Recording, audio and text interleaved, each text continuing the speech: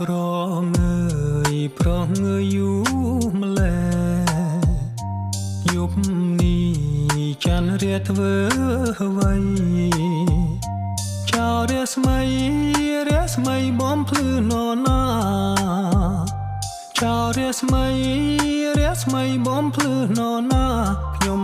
នៅឯកាគ្មានគ្នាគៀកាយអដួងច័ន្ទអើយអដួងច័ន្ទអើយឆ្លើយមកស្នេហ៍ខ្ញុំទេរូបបងនៅចិត្តពើហើយដេចធ្វើប្រងើយកូនតាយមិនខ្ចីមើលបងបានអូនមកបីថ្នាំងធ្ន